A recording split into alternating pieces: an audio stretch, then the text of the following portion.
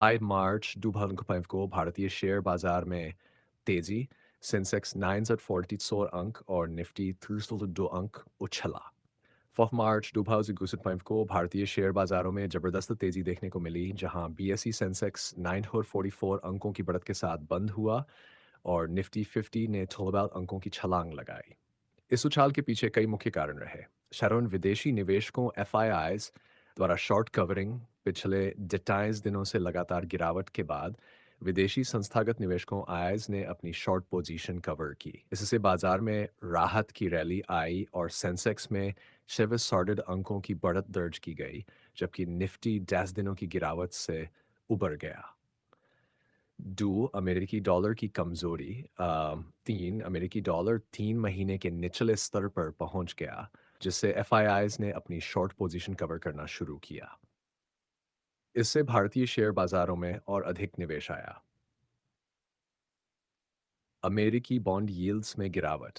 निवेशकों ने अमेरिकी फेडरल रिजर्व की मौद्रिक नीति के प्रभावों का आकलन किया। बॉन्ड यील्ड में गिरावट से इक्विटी बाजार में जोखिम लेने की क्षमता बढ़ी, जिससे बाजार को समर्थन मिला।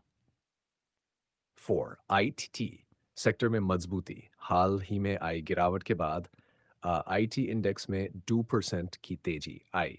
मुख्य योगदान देने वाली कंपनियां कोफोर्ज 9.7% हैं।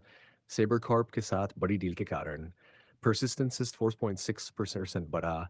Infosys 1 point high for JP Morgan की सकारात्मक रिपोर्ट के बाद।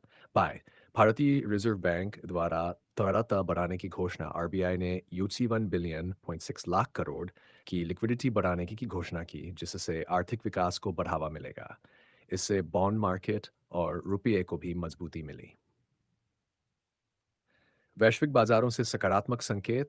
एशियाई बाजारों में तेजी देखी गई क्योंकि अमेरिकी वाणिज्य सचिव ने टैरिफ में राहत के संकेत दिए। अमेरिकी बाजार में ट्रंप टैरिफ को लेकर चिंता कम हुई, जिससे निवेशकों का विश्वास बढ़ा।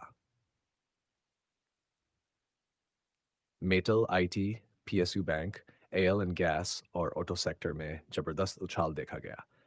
8 कॉर्पोरेट स्तर पर सकारात्मक घटनाक्रम। एनटीपीसी एडिट के शेयर 4.06% और विप्रो एल के शेयर 1.8% बढ़े, जिससे निवेशकों का भरोसा मजबूत हुआ।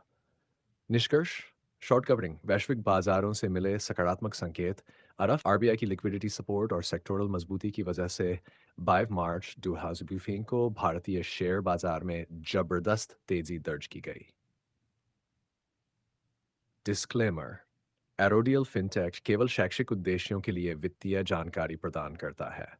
हम किसी भी प्रकार की वित्तीय सलाह या खरीद बिक्री की सिफारिश नहीं देते हैं।